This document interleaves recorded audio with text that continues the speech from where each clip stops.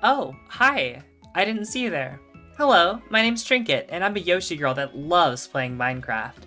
I guess this means it's time to start the second video. Here, come along with me. I'll show you what we've done since last we were here. As you can see, I've defeated the Ender Dragon and found myself a pair of Elytra. I've also been working on the world a bit since last episode. But I'll show those to you later. It's actually day 351 in our hardcore world, and I believe last time we left it around day 160, so I've been pretty busy. Between this episode and the last, I've done live streams in this world twice. First to get the materials to fight the dragon, and the second to go fight her.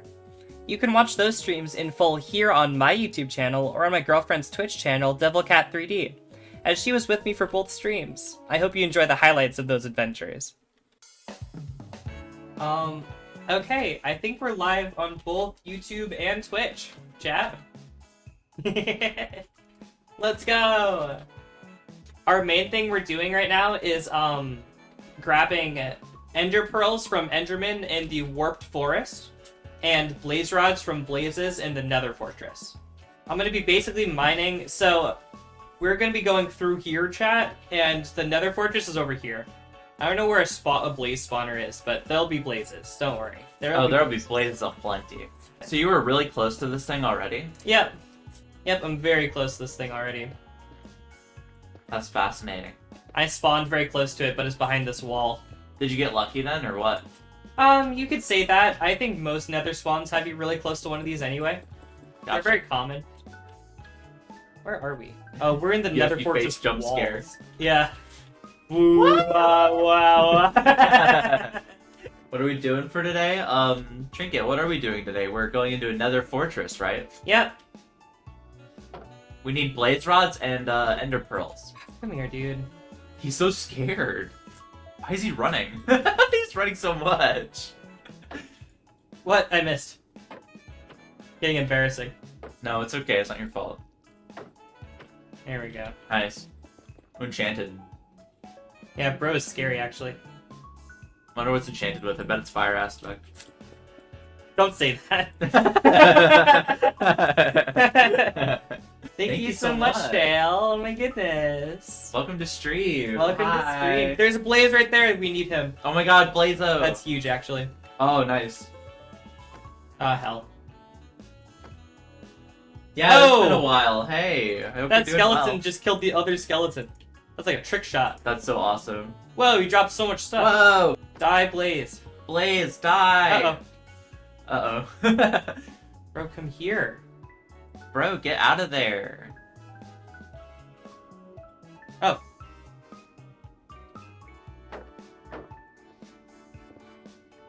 Whatever, dude. There we go. Nice. Hey, Blaze Rod. There's a thing over here. Is this really the closest one? Wait, this turns on if I'm next to it? That's cheating. She finally admits it. Oh, hi, Synth. What's up? Yeah, we're in the nether. It is spooky. Ooh, where did that guy come from? I don't know. Are you gonna be okay? I'll be okay.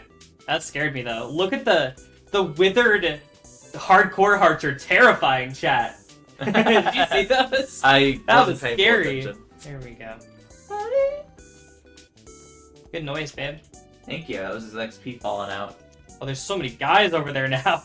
Look at that party. Holy crap. That's scary. There's blazes over there. Oh, wow. They're sniping at you. Yeah, I gotta do this. Hey, everyone's gone. They all despawn. That's funny. That is silly. Okay, I need more blocks. That makes sense. I'm just gonna go hard back to my base and grab some more blocks. Okay. I think. Will that spawn new stuff in here? Oh my god. Ugh. That guy jump scared me.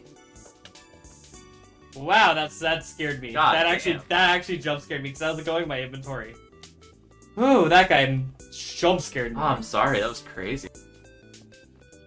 Ow, get real. Damn, he sniped you. We've got to kind of build upwards here, which is going to be a little weird. You're just bunching him. I need to get him away from my stuff. I like that. Surprised I haven't started spawning under the thing with you. Yeah, me too. There we go. Oh. Just had to say it out loud. I guess, yeah. I mean, that's better than out there, I think. That's true. Oh, come on. Ooh, get out of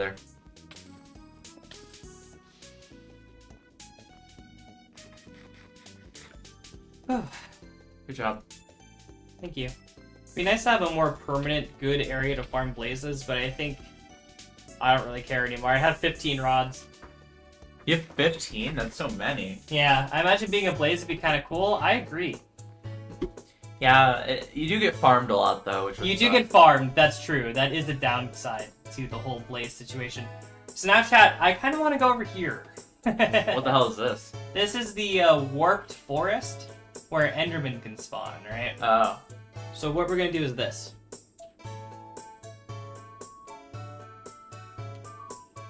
Wow, really? And we didn't get a pearl. That 12 more times. 13 even. 14 maybe. Maybe 20.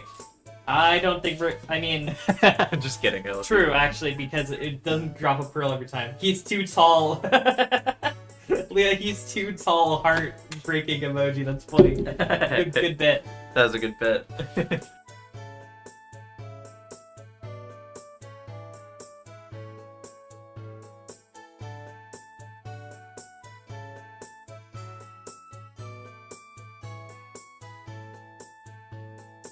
I'm a little Yoshi, chat. Chat, look out, it's the Yoshi streaming Minecraft. Chat, watch out, I'm a Yoshi. This blue dork. This blue dork. This one right here. Wow, you're blue. I'm blue. What? Chat, I'm blue. Look out. Chat, look out.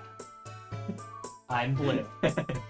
Alright, chat, we're gonna go find the Stronghold. end portal. Yeah.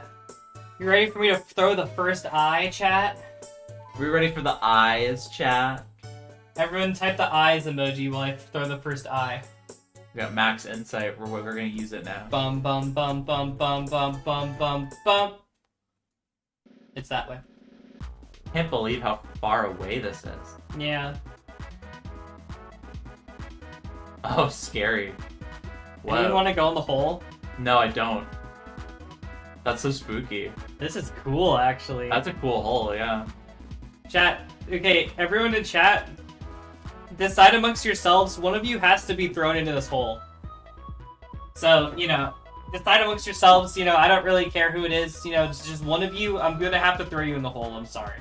To appease the gods or something. Yeah, something like that. We have hole disputes, 2 people want to be put in the hole.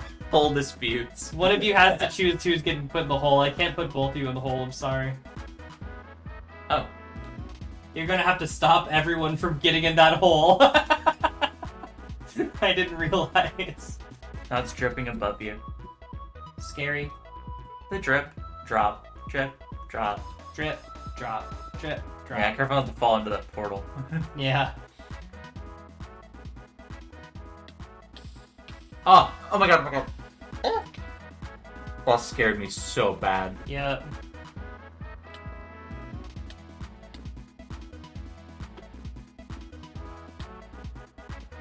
Woo! We made it though. Good job, Yoshi. Thank you. I could open the portal right now. That's true. You should probably make your nether portal, right? Yeah, that's what I'm gonna do instead. How does this work exactly? What do you mean? How do you know this portal is going to take you somewhere that you need to go? That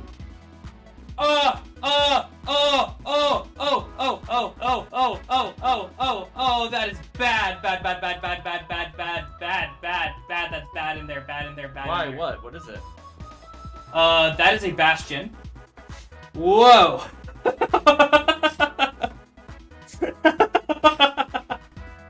Y'all have no idea how close I was to dying in there. Wow, that is actually crazy.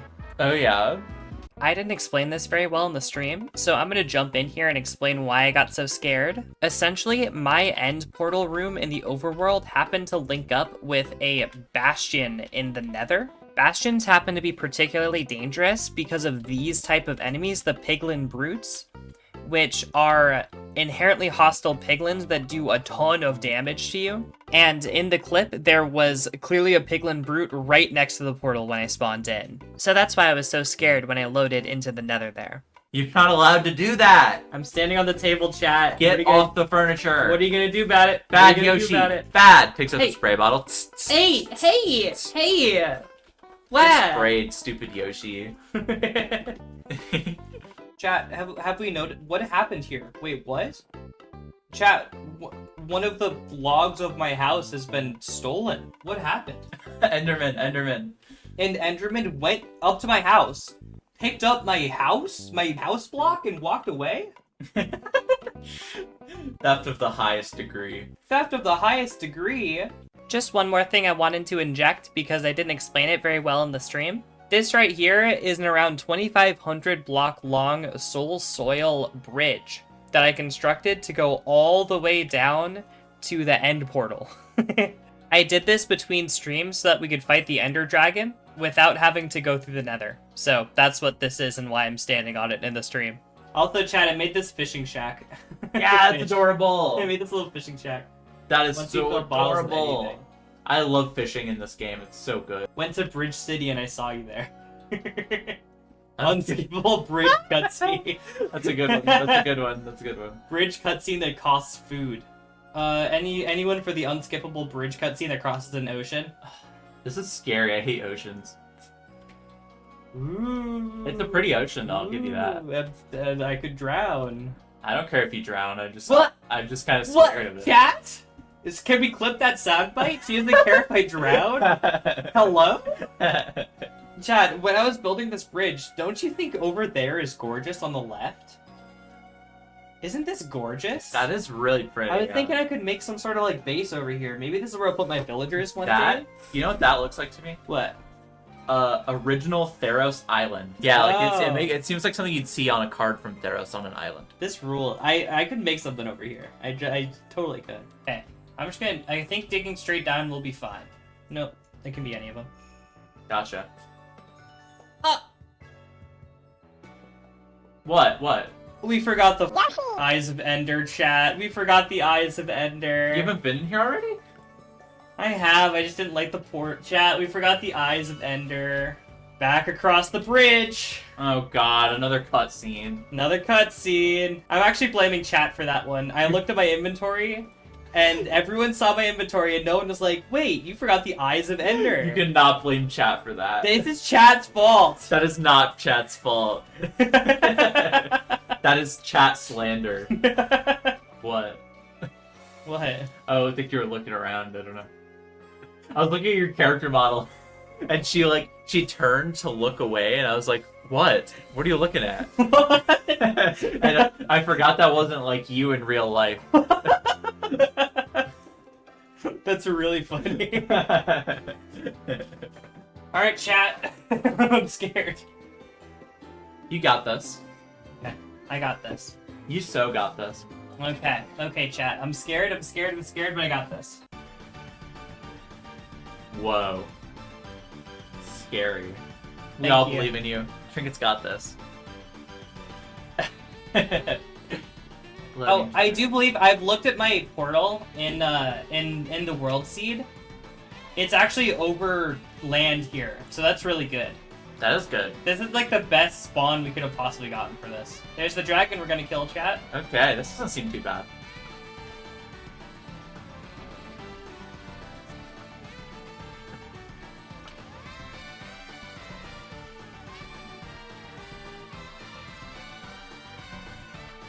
She's perched right now, but it's not worth shooting her. Yeah, those heal her, right? Yeah. Ouch. Oh my god!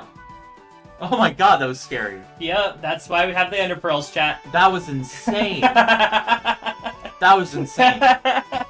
Oh my god, I'm so glad that Yep. that you knew what was to expect. That's why I have the Ender Pearls, chat. Stay cool, stay confident, stay cool, stay confident. You got this though, you got this. That won't happen again. Girl, can we have some decorum?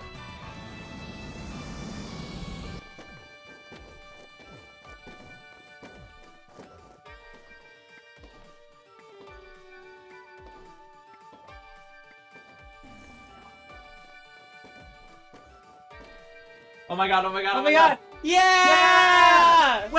Let's go! Let's go! Oh! What's the line? What's the line? That's how we do it in this hole. Boom!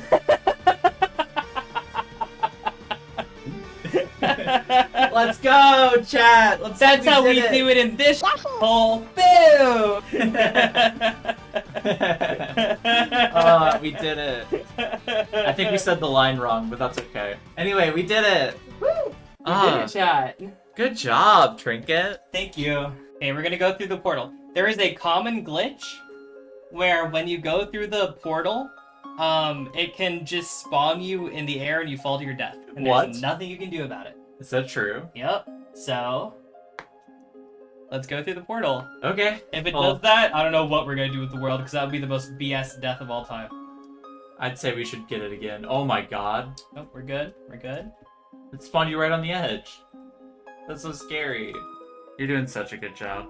Thank you. I see it. You're facing adversity and you're really coming through with flying colors. I see the light at the end of the long tunnel. Good job. Now we just go in 1v1 the shulker. Shulkers are so strange. Dead. Is that the only one here? Boom! Elytra! Yeah! Done! Boom! Yeah, you did it! That is so goated. Good job. Awesome. Whoa, that's good Reap my loot. reward. Yeah, nice. Do you have rockets out? Okay, good. Oh, that feels good. I'm glad you have experience with Elytra, because if I had to try to get out of here with Elytra, I'd kill myself. Careful. We'll be okay. Okay. You're just scaring the crap out See, of look, me. we can fly underneath it now. Oh, you're scaring me. Whoa! Why are you scaring me? Stop! You're scared to build a bridge, but you're not scared to do that. No, because I have Electra. I don't know. I'll be okay. Those streams were so much fun. I'm very happy to have Elytra now. It's such a game changer. Thank you to everyone who joined me for them live and in chat. And a special thank you to my girlfriend DevilCat3D for joining me on that journey. She also makes videos and streams Pokemon and Magic the Gathering on YouTube and Twitch at DevilCat3D. So I'd really appreciate it if you wanted to go support her as well. Links to those channels, as well as her socials, are in the description. As you can see, there's been plenty of motion happening in the world since the last episode.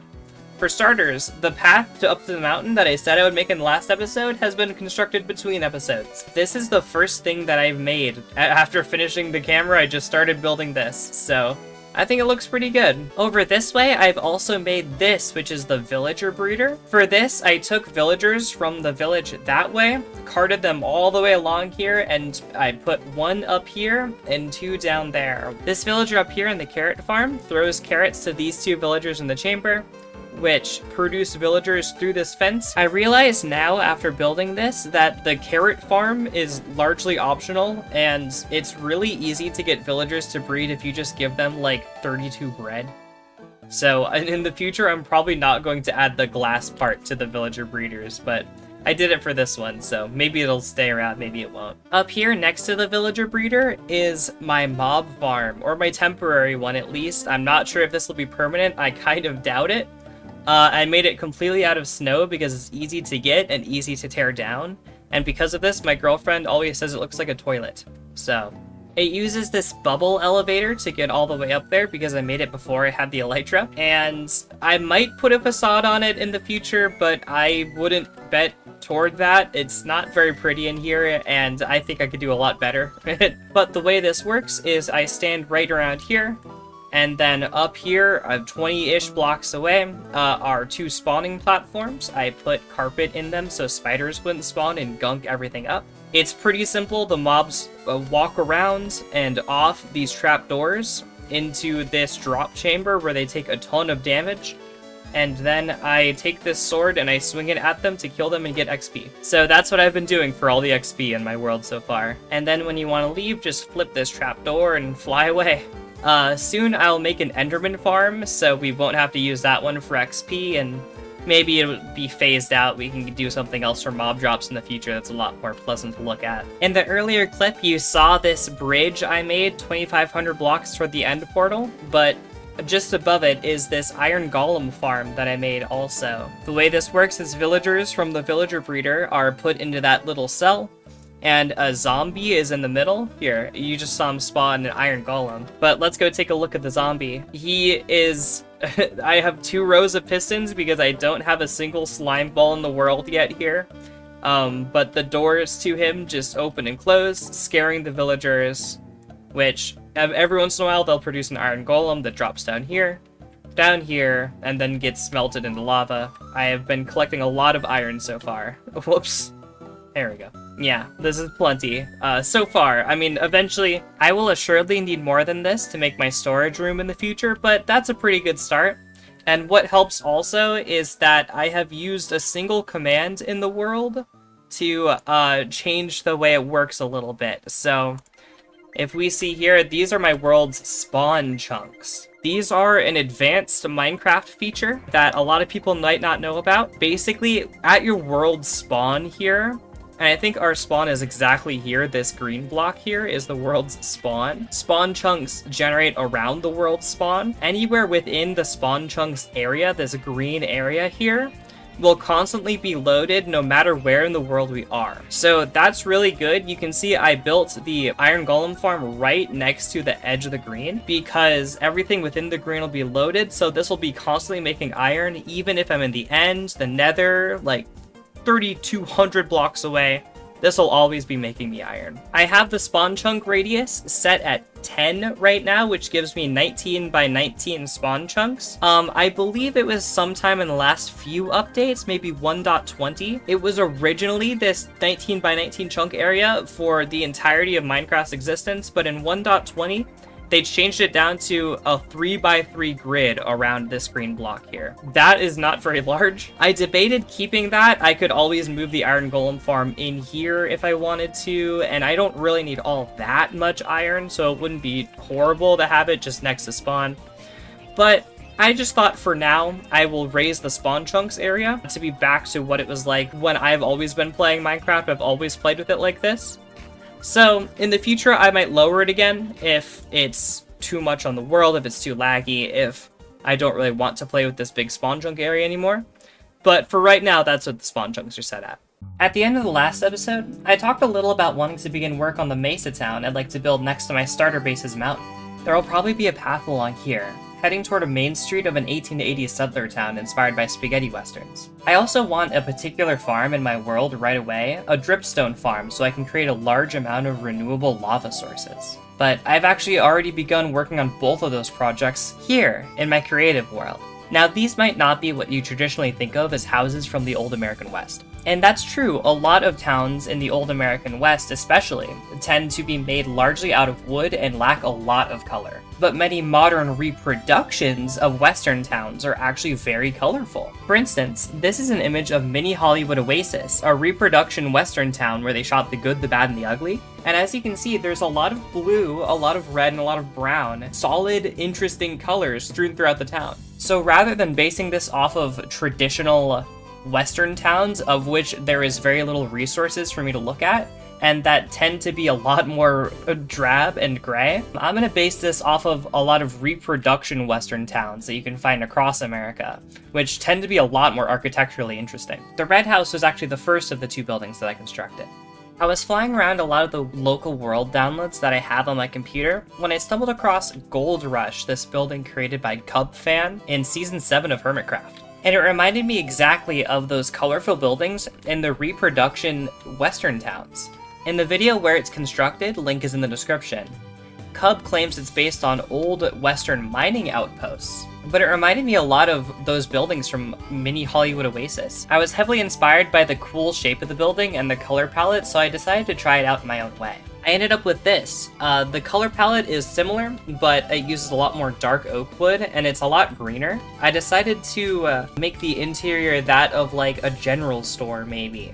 And up on the roof of the building, we actually have the metal and copper sheets look that I used on my base. And then from there, I used a similar block palette and style direction on the second house right next to it. This house completely lacks an interior because it's a dripstone farm. If we go into spectator mode, you can see inside is completely taken up by this dripstone farm. I had a lot of fun making these between episodes. I think first I'll construct the dripstone farm in my single player world, show you how that works, and then we'll construct the rest of the houses around it. And then after that, we'll build a third house in the style together in survival. Hi Yoshi, I just wanted to show you all how to build the dripstone farm really quickly. I am using Lightmatica to show the schematic for the build. So I copied this with Lightmatica in my creative world and I put it on my survival world, and this is just a build guide for me to use. So this is without the green house around it. This is like the skeleton of the dripstone farm, right? So the dripstone starts up here, it grows downwards. Once it hits one of these observers, the whole row of everything gets taken off and it'll get collected down below. So I wanted to show how to build this right now, and I'm gonna have to sleep very soon. This is very simple wiring, but I wanted to show the process, right?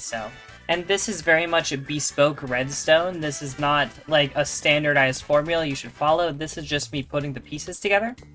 But essentially, we will want a hopper minecart around down here. Power both of these redstone lines on permanently. And I'm just realizing you gotta make sure this is a hopper, so that it can transfer all the items out into a chest that we're going to put right here where I'm standing. Then once you have the powered rail there, you can drag a redstone line across. Let's just go up one here, just a random place. Set a repeater there to 4, that'll probably do it. So make sure you have your repeaters on you, because this is where the observers will shoot their signal out when they see the thing grow. So we'll go across here, shoot repeaters into this block, and now when that observer gets powered, it'll send a signal, which pushes this minecart across the whole bottom, and then it'll come back. This will be off, so it'll start unloading its inventory into the chest. I also have in my build guide that these should be both at 2. And then after that, let's just do a little torch tower here.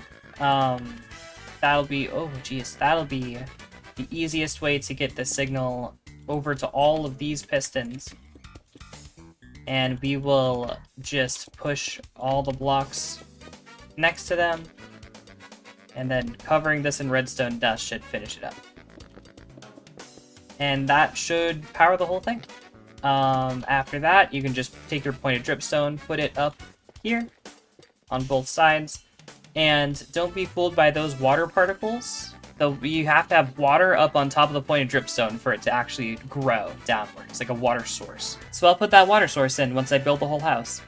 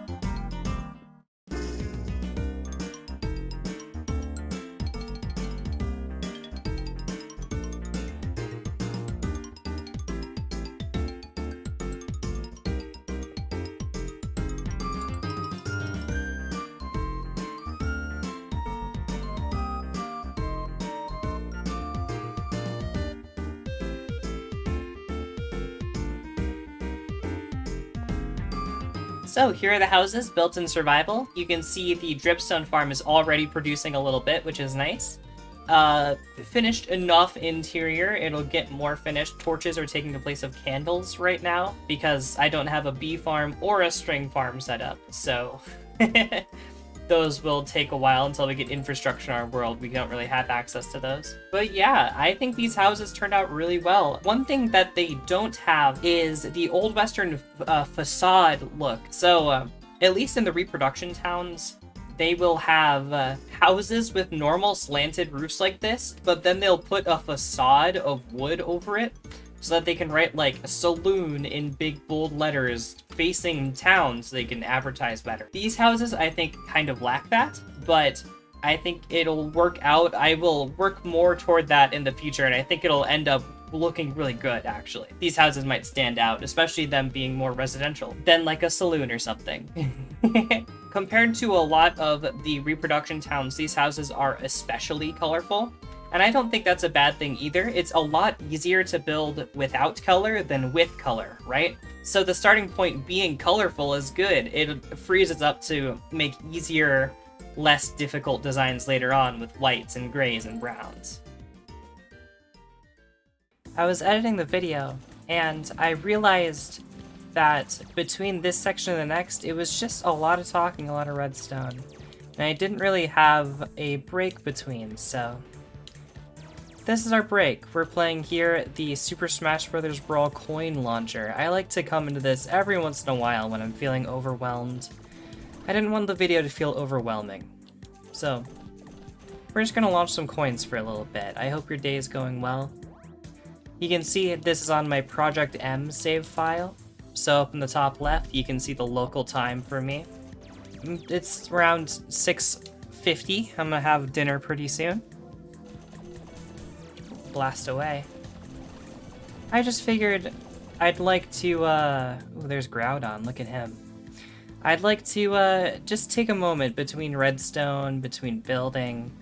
It's nice, you know, if you're having a meal yourself, I hope it's going well if you're watching my video with a meal.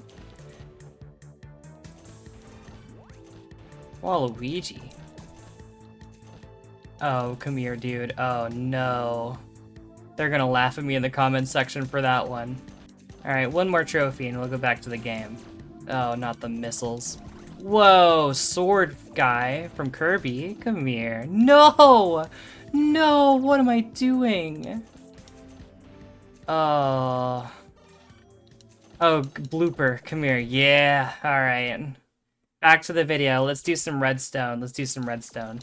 So now that we've completed those two houses, it's begun to rain. Okay, well this is rainy redstone. We're gonna make the third house together here, and that'll be a lot of fun, I think. So this third house, what I wanted to house is a mud farm. And by mud farm, I mean mud machine. Essentially, we'll be taking dirt, converting it into mud, and then storing it in this huge area that took me like half an hour to dig out down here. Mud machines are now a common sight to see in a Minecraft player's base, which I find unfortunate. I think the fact that such a common building block, such a good building block, is restricted behind making awkward machines to process it quickly is bad for the game. Hire me at Mojang and I'll fix that. So for a mud machine, there's a lot of different components that you need. I know all the components, but I haven't pre-built this machine in advance. So this will be a lesson in know the components you want to put together and then put them together. Research your components first, do your other stuff second. We're using Landlord White here with the white concrete and white stained glass. I just don't really know what the color of the house is gonna be, so I figured you can't go wrong with white. So, since we will be standing on this block, we want the mud to go into this hole. So we need a piston facing down at our eye height right here, or above our eye height, so we can place the dirt block here. We'll need a hole here for the mud to go down. In addition to that, we'll also need to check when a block gets placed right here in this area. So to do that, we're gonna pull a signal through the block with this redstone that's gonna be always on. Basically, when this block gets powered, it'll power something through it, and that's how the machine will know there's a dirt block there. That'll make sense in a minute. What you also need is a dispenser that will dispense a water bottle onto the dirt to convert it into mud. What we want to do is when a dirt block gets placed here, it gets powered on. And when it does, it'll activate the dispenser to put the water bottle on it. And then after that, the piston up here to push it down. So it'll convert it into mud and then push it into a block line.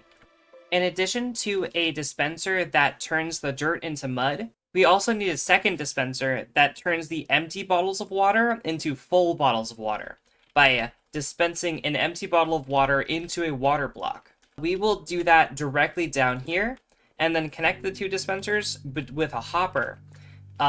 Because when this dispenses the full water bottle onto the dirt, it'll convert it into an empty water bottle. The most expensive part of this build by far is the fact that we will need to fill both this dispenser and this hopper with around 14 stacks of glass bottles as item filters for the device. That is not cheap.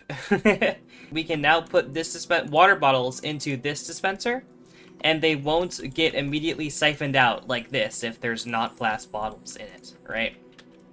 From here, it's very easy. We'll just be placing a hopper on top of this dropper to feed the new water bottles in, and then we will be creating a water elevator through here. This is why we have the stained glass, so that we can kind of look in and see it happening while we use the machine. We can build this section out, and this section out. Then like that, and you will need, I think, 4 water buckets. Yep, 4. Let's go get more. So the 3rd and 4th water buckets will make a water elevator, a really slow one, but one nonetheless, that puts items up here and then shoots them over into this hopper. And we'll just put a ceiling on top. So I've put in some of the glass, and now it's starting to look more like a machine, right? But we still need to wire everything up. This will pull the block through to here, so we will need a redstone repeater here. In my testing, I believe this repeater needs to be at 2 ticks-ish for it to be slow enough to work. So the signal is here right now, and from there we need to send it to that piston and that dispenser. The reason we don't need to send power to this dispenser is because it's being powered the second that the dirt block hits this. As you can see, it shot the water bottle through that I can't reach. Come here. Crawling in the machine. Yoshi in the machine. Powering this piston's really easy. Let's just put a block there. Put a redstone dust there. That should power that piston. So it should send the blocks down now. We'll test that later.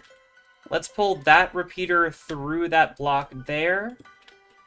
And let's send it down like that, with redstone line across there. That should be the machine, actually, in its entirety. It's really small. So let's click the first dirt in. That was successful. It just converted the dirt into mud. Now that we're down here, in where we're going to be catching the mud as it's sent through, this should be pretty easy to do like a mud catcher.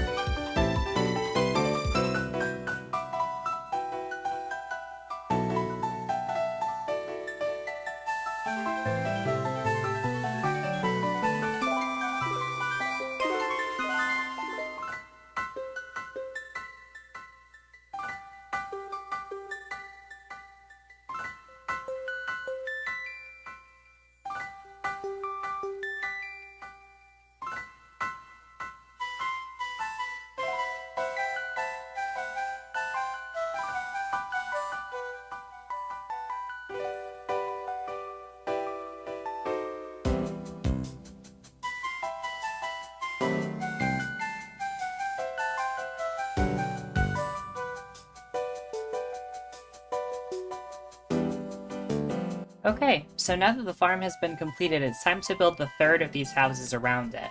I was poking around online looking at reproduction Western town images, and the inspiration for this house comes from this image.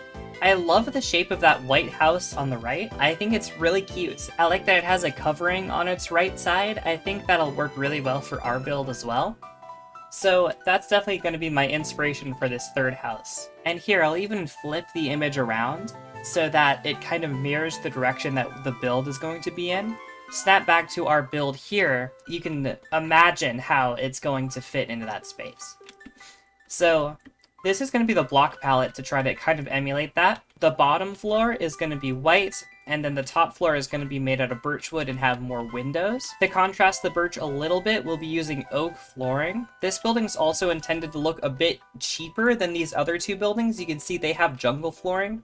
And in my mind, jungle flooring is wood that has been treated really well, stained well, and taken care of. And the oak wood, in contrast, is very raw, kind of splintery, maybe. Definitely a lot less expensive than the jungle wood option. Compared to these other two roofs, the roof for this building is going to be a lot simpler. I'm going to be using polished tuff and tough bricks for the whole thing, and that should be it. We'll build it together, and then I can come back in and talk about all the details of the building.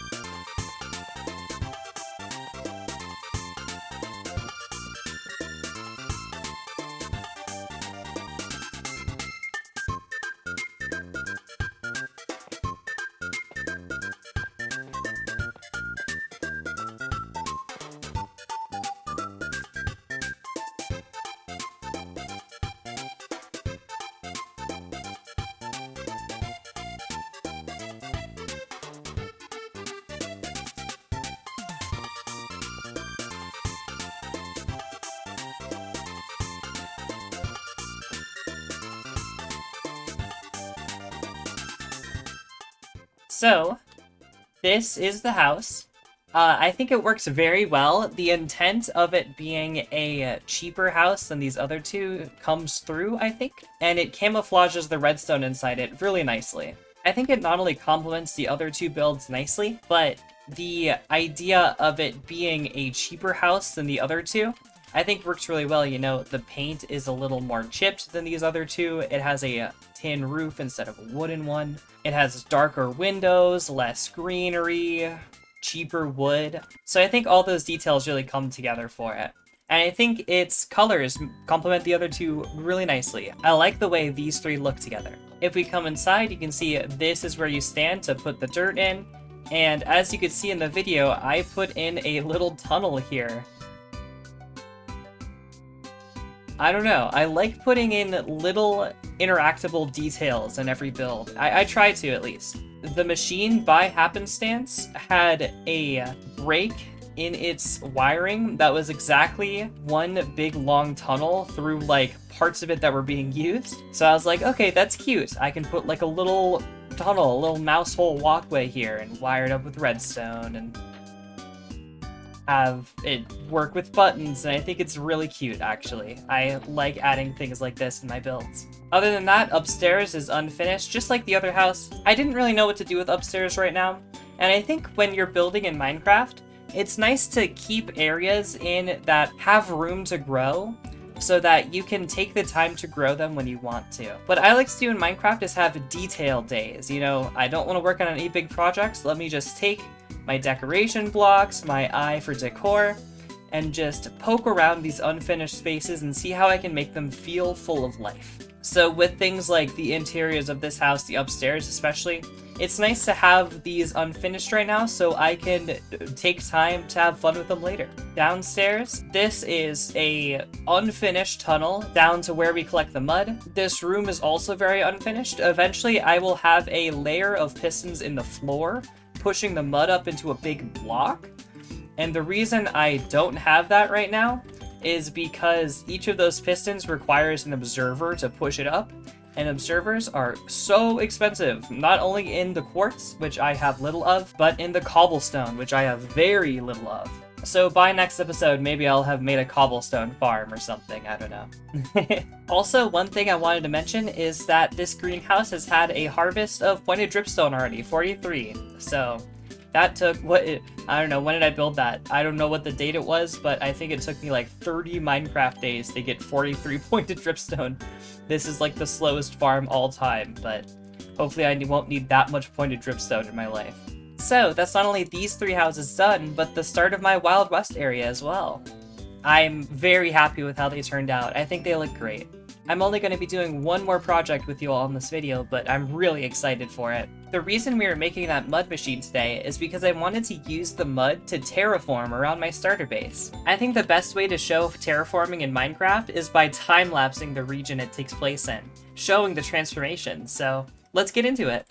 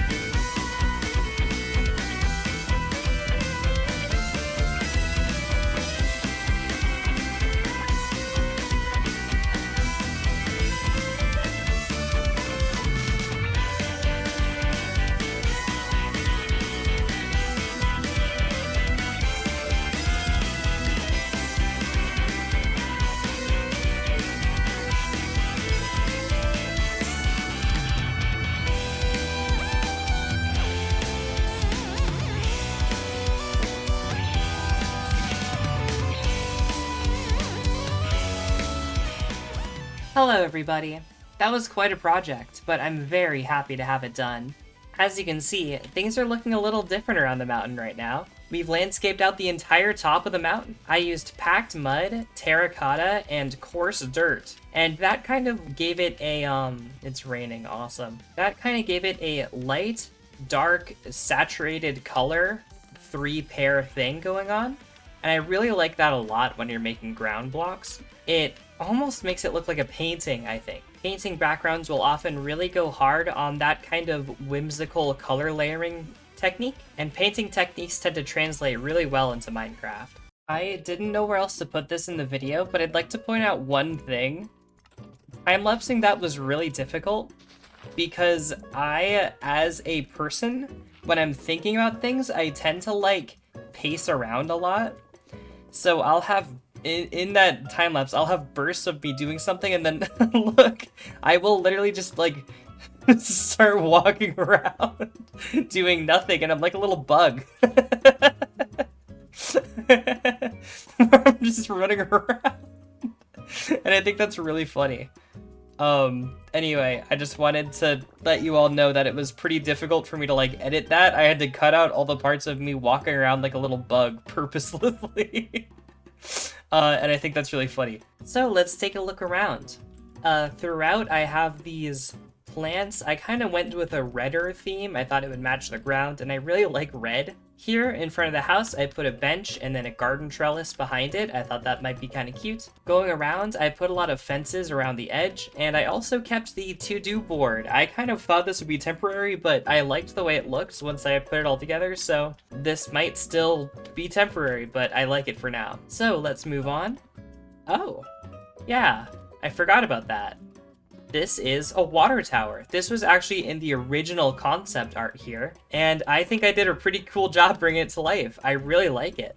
I put the Yoshi egg in the side of the tower, and I thought that's really cute. And I think it really ties this whole place together. I did record myself putting this together, but all the clips got deleted, so here's the finished product. I like it a lot. The bridge is a little weird, but that's okay. I'm not perfect at building bridges, but I kind of like this one. I think it's a good attempt at a diagonal one.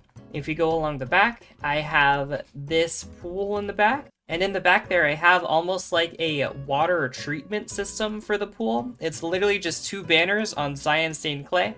I thought that was a pretty smart way to do it because these 2 blocks of cyan stained clay, I actually can't remove because they can be seen from down here. So I cannot take these 2 blocks out. They have to be cyan stained clay. So I thought this was a good way to incorporate that into the build. And here's how it looks at night. It's pretty dark, which I like. Let's take a tour around here. I like the darkness of it. Obviously, in Minecraft, everything glows a little bit, but I tried to keep it as dark as I could, and I think it really paid off. And as you can see, I've meticulously hidden lighting everywhere, so it is completely spawn-proof. I'm pretty proud of that, and I really enjoy hiding lighting in Minecraft. It's a lot of fun, and you have to get really creative with it. It's one of those things in Minecraft that I'd never get bored of doing. Most of the ways I've hidden lighting in this base is by, as you can see, putting it under 2 layers of leaves, so it's pretty difficult to see. This one has lighting under it. There's 2 pieces of glowstone underneath these bushes. I also hid some pieces of lighting under brown glass on the sides. Here's one, for instance. So the whole place is completely no torches, no anything like that. Even the roof up here. I'm pretty proud of this too. Let's see. Here is a piece of lighting in the roof that is pretty hard to notice. I think there's one over here too, so yeah, this whole place is completely spawn-proof. So thank you so much for joining me today. We've done so much together in this world this episode, from building all of this up here to surround my base, to working on the miscellaneous projects around the base, and fighting the Ender Dragon so I could get these wings, to starting our very first large-scale project by building these 3 houses here. I am very happy that you joined me today. Thank you so much.